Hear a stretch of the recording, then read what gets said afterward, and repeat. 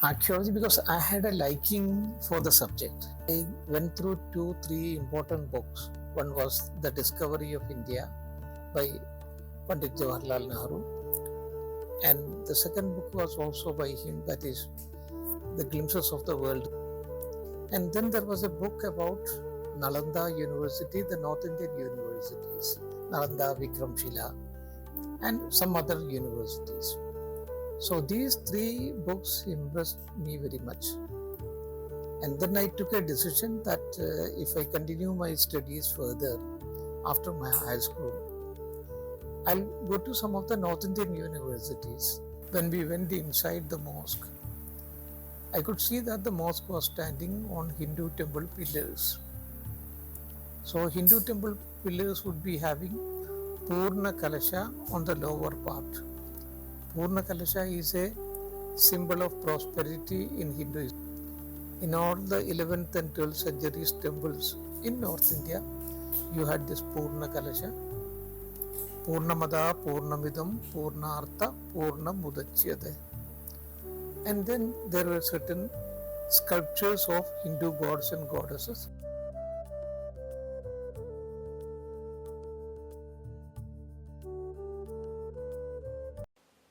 Namaskara. Welcome to Philos Media present Sadhakara Hadiyali. I am Vaishnavi P, student of Postgraduation Department of Research and Studies in Journalism and Mass Communication, St. Philomena's College, Mysuru. Today, we are happy to have the presence of renowned archaeologist K K Muhammed. Archaeology is the art of excavating or interpreting the hidden or fragmented aspects of human story and experiences that lies beneath the surfaces of time or conventional records. K K Muhammed is a distinguished Indian archaeologist and a former regional director of the Archaeological Survey of India. Throughout his career, he has made significant contributions to the heritage conservation and archaeology across India. He was instrumental in the restoration of Bhatteshwar Temple in Madhya Pradesh, where he successfully negotiated for the protection of over 60 temples. He also played a major role in the Ayodhya excavations and identification of Akbar's Ibadat Khana at Fatehpur Sikri. In recognition of his lifelong service in the field of archaeology, he was awarded with Padma Shri in 2019. So, welcome to our show, sir. Thank you so much. Thank you. Welcome to our show, sir. Sir, what was your main inspiration to pursue the career in archaeology? Archaeology because I had a liking for the subject. Because when I was studying in the school, I went through three important books. One was The Discovery of India by Pandit Jawaharlal Nehru, and the second book was also by him, that is The Glimpses of the World History. And then there was a book about Nalanda University, the North Indian universities, Nalanda, Vikramshila, and some other universities. So these three books impressed me very much. And then I took a decision that if I continue my studies further after my high school, I'll go to some of the North Indian universities because history was mostly enacted number one in Delhi, and then Patna, Kannauj, Ujjain. These were the few of the important places. So then I got admission in Aligarh Muslim University. So from Aligarh, Delhi is only 100 kilometers. Agra is 50 kilometers. So I had an occasion to see most of the monuments also. And then because of certain circumstances, I had to take admission in archaeology. So that way I reached archaeology. It was although I had a liking for the subject, it was because of some other reasons I went to archaeology. And when I reached archaeology, I felt, I had come to the right place. And then my journey started. So, sir, what were some of the key challenges that you faced when you are starting out in the Archaeological Survey of India? In Archaeological Survey of India, number one, because as an archaeologist, you have two important tasks. Number one is exploration and excavation. And number two is conservation of the monuments. So my first excavation was at Ayodhya. So that was a controversial subject then also, but not a very controversial subject at that time. And then at a later period also. So as an archaeologist, what you have to do is you should not be swayed by kind of your religious or your regional alliances. You might belong to one region or you might belong to another religion. But when you are an archaeologist, you are a scientist. So whatever you see, you have to speak.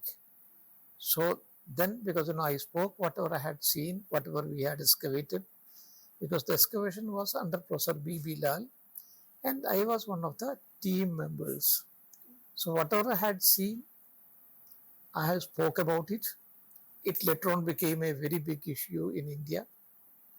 And then finally, the Honorable Supreme Court of India, on the basis of the archaeological evidences supplied by us, they came to a very balanced decision so that, a problem which was troubling the mind of India for the last 500 years, that could be settled with the help of archaeology.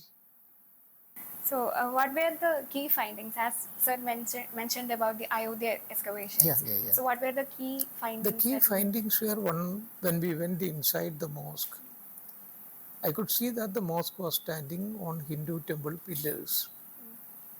So Hindu temple pillars would be having Purna Kalasha on the lower part.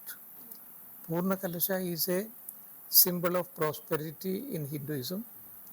In all the 11th and 12th centuries temples in North India, you had this Purna Kalasha. Purnamada, Purnamidam, Purnartha, Purnamudachyade. And then there were certain sculptures of Hindu gods and goddesses, which of course was at a later period defaced. So these were the two important clues initially. And then when we went for the excavation, we could get that base part of the brick bases for which the temple pillars were, the temple pillars were standing on these brick bases. So those brick bases also we could excavate. And then there were few terracotta idols of Hindu gods and goddesses. So it was on the basis of these evidences initially we came to the conclusion that there was a temple below the mosque. And then it became a very big controversy also. At a later period, a second excavation was carried out in which more than 50 temple pillar bases were excavated, which means it was a huge temple. And the pranala of the temple. Pranala means every day you have to bathe the deity, and the Abhisheka Jala would be going through a gargoyle. That would be Magara Pranala. Magara Pranala means crocodile. So many such, this one, evidences we could collect from there. And then there was a Vishnu Hari Shila Falak. So it was in 20 verses, which also says that this temple was built for that Mahavishnu who had killed Bali. So who has killed Bali? That is Sri Rama. And then who has killed 10-headed person? Who is that 10-headed person? Yeah. That is Ravana. So it was on the basis of the conclusive evidences we could reach the conclusion, and that conclusion was finally ratified by the Honorable Supreme Court of India also. How did you identify Akbar's Ibadat Khana, and why was that discovery very significant? Because sir, we have already learnt about Ibadat Khana in our history classes. So what would you say about it? See, Ibadat Khana, people knew that there was a structure of Ibadat Khana in Fatehpur Sikri, and that was the first, the nursery of Indian secularism also. So that historical importance everyone knew. And there were many structures in Fatehpur Sikri, not only 1, 2, 3, many structures in Fatehpur Sikri which was erroneously identified as Ibadat Khana. So when I went there, I also explored the entire area, but came to the conclusion those structures which was earlier identified by various scholars, that was not the real Ibadat Khana. Ibadat Khana is completely buried, and structures have come up on over it, and also there are some trees are also growing over that one. So this identification was not my identification. Earlier also two other scholars had identified it, but they had no proof for that one. So I saw a Mughal painting of Akbar's time, in which the Christian fathers had come to Fatehpur Sikri. They had participated in the discussion at Ibadat Khana. That was, Akbar had made a painting of that one. Finally, this was in the library of Akbar. Then it was later on went to Shah Jahan, and then further also. But it was this one looted from Delhi, and now they are in British Museum also, partly in British Museum, and partly in Chester Beatty collection, Dublin. So in the Chester Beatty collection, Dublin, this painting was there. So when I inspected that painting with the structure which this one hill mound-like structure which we identified, I could see that there are many similarities between this painting and the structure which we have identified. Earlier, other scholars have identified many other structures. So then you have to excavate it. So I went for the excavation, and I could prove that this was the real Ibadat Khana, because when we excavated, we could get many things which was not seen earlier. So on the similarity of this painting with the structure we excavated, we could prove that this was the real Ibadat Khana. So that way we could prove it. So, sir, it's a general question, and I'm very much curious to know about this. Like, can you explain the procedures that's followed by the archaeological department when it comes to the excavations, preservations, and also the documentation of this particular sites? Yeah. So we see an archaeologist, what he does is that before going to a historical site, he will be making a lot of background studies. So he will gather all the information from whatever sources it is possible. So one would be the historical information from the books. Then he will go for the exploration. He would interact with the local people there, because local people, they would be having a number of folk stories about the place. That will sometimes give you very valuable clues also. So we depend upon that one. And we employ those local people also for excavating, for helping us. So that is the second thing. So it is with the help, it is a combination of all these things. That is, one is historical evidences, and the second thing is the local people. The third thing is you have to explore and excavate in the adjacent areas also. So once you have all these things, then something new will be coming out.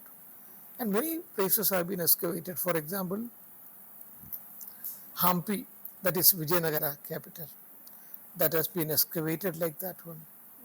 And Dholavira, that has been excavated, that is a Harappan site. There are many sites like that. Fatehpur Sikri was one of them. It is known as medieval excavations. So in all these things, you have to be, number one, you have to have the historical information. Number two, you have to have the local information. Local information will give you so many things. So, sir, how did you feel when the government announced the Padma Shri award in 2019? Yes, that was of course very important, this one, for me, an award, because I have been getting so many other awards, because I have almost 5 national awards, 3 international awards. But this one, Padma Shri, is something, it is the 4th important awards in the government, from the government of India. So I was really excited, because my name is there have figured in that list. And even among the archaeologists also, there are very few people who have got this award. So that way I was very lucky, and I was excited really when I heard that I was not in Kerala at that time. I had gone to Hyderabad to participate in a literature festival. So it is from there I could come to know that I have been awarded. My name has been selected for this award. So that was a wonderful moment for me. Sir, your autobiography, that Yan in the Bharati and I the Indian. So, what message can you convey with the title of the autobiography? See, what we say is, because you are an archaeologist or whatever profession you follow, you should be true to your profession. That is number one. You should not be swayed by other considerations. That is number two. And then what I have been doing is, wherever I was working, I used to help the local people also, because the benefit should go to the local people. Because suppose you are working in an area, Fatehpur Sikri or in some other area, so you should employ the local people. And sometimes you will be having adverse circumstances also. So in adverse circumstances also, you should try to get the help of the people from that local area, whom sometimes people say, no, they are outlaws. For example, while I was working in Chhattisgarh, I had moved along the site along with the help and support of the Naxal group of people. So you have to get the support of these people.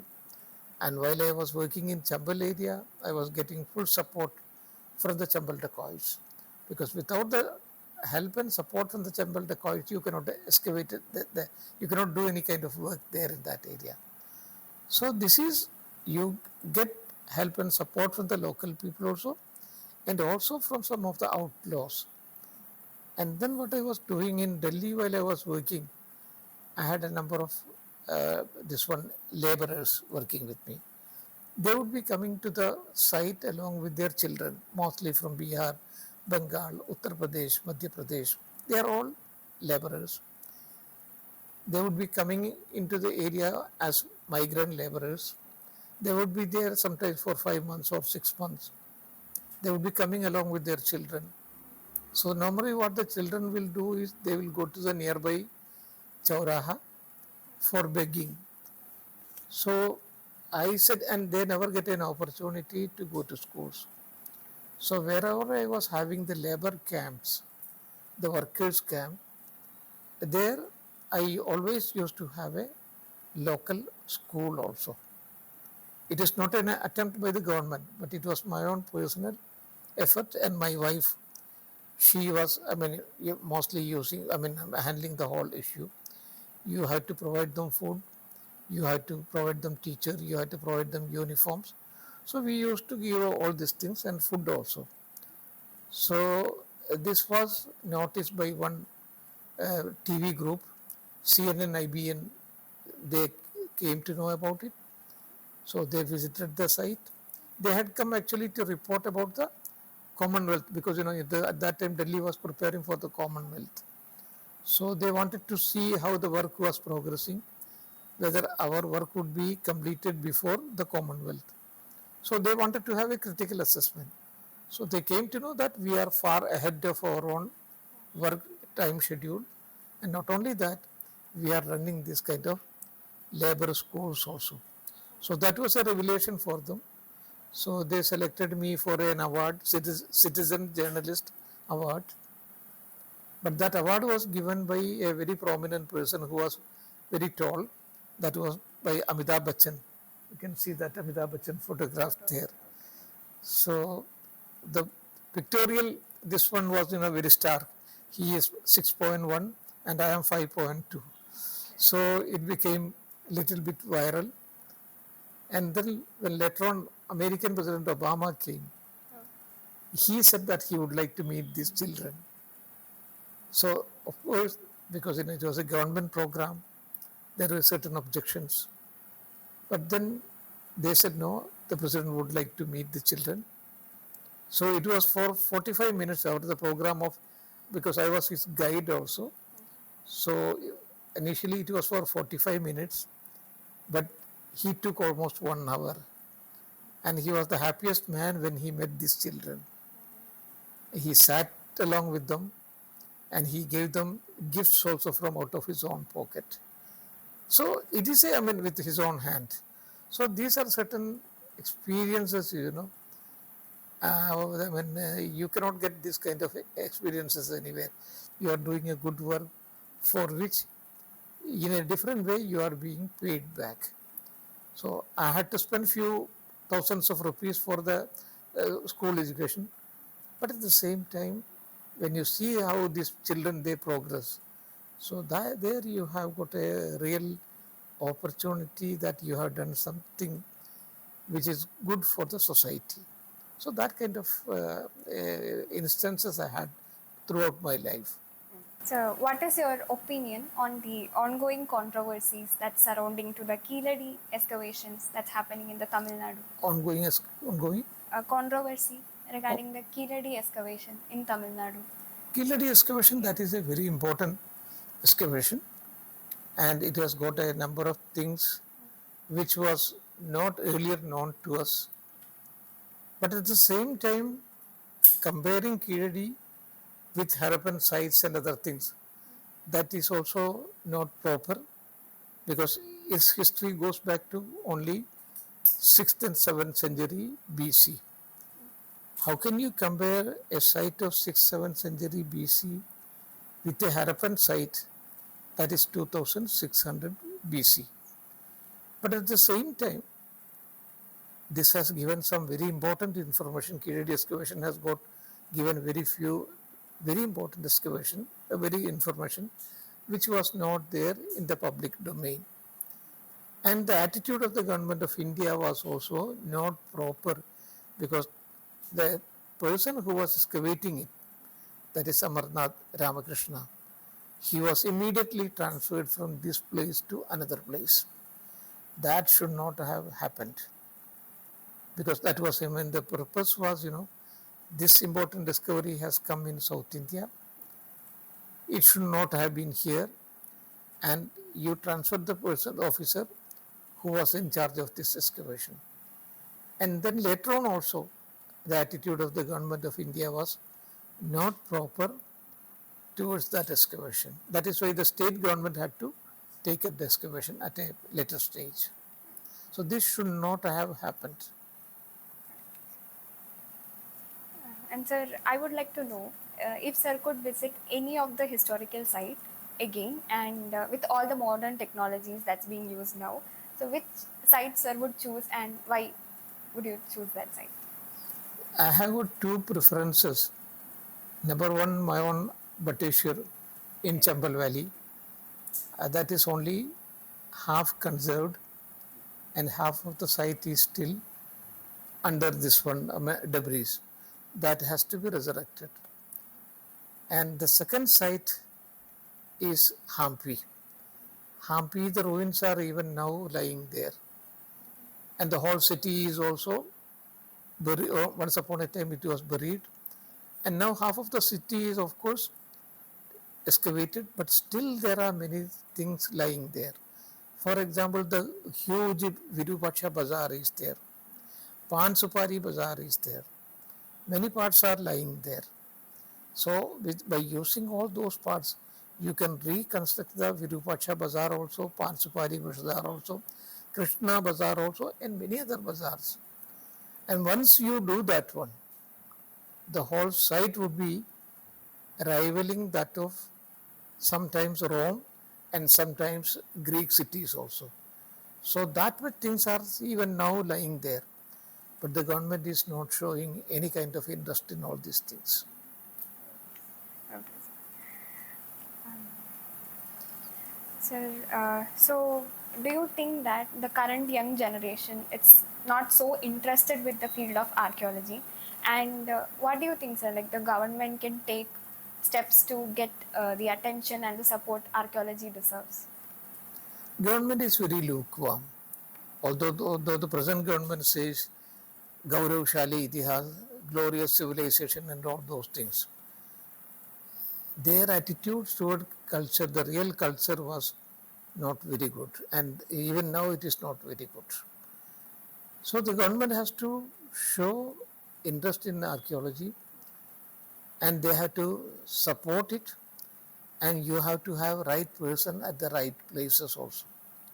Otherwise, if they want their own party men or their own people who are thinking in their own way, or sometimes people who are thinking, saying that we had Pushpaka Vimana, we knew surgery at that time, or we had internet in Mahabharata period.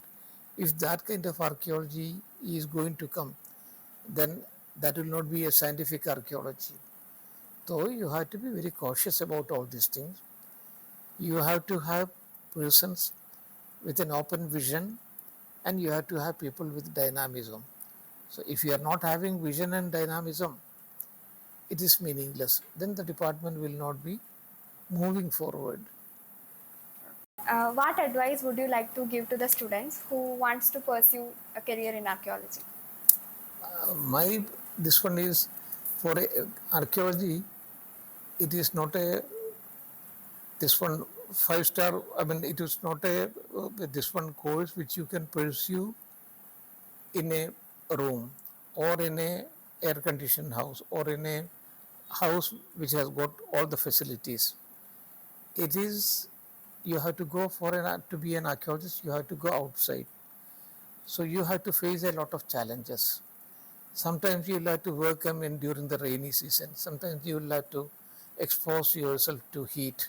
So all these things would be there. Sometimes there will be Naxals would be there. Then sometimes dacoits would be there. Different kind of problems you will have to face. So go for archaeology if you have got a passion in the subject. Without passion, don't go it as a this one as a as this one. If you want to study, pursue your studies, you should not go for it. Yes, if you have liking for the subject, and if you are ready to brave all these adverse circumstances, and the real passion for the subject, then only pursue archaeology. Because without that, one should not go as a career option. You should not go to archaeology, because for as a career option, of course, you can go for IT or for some other this one field. So take up the subject only if you are have a this one passion. That is my advice. Thanks a lot, sir, for your valuable time and sharing your both personal and professional experience with us. I hope this episode can boost the young history enthusiasts to dream bigger. Please subscribe to our channel, Philos Media, and press the bell icon for more updates. Thank you once again.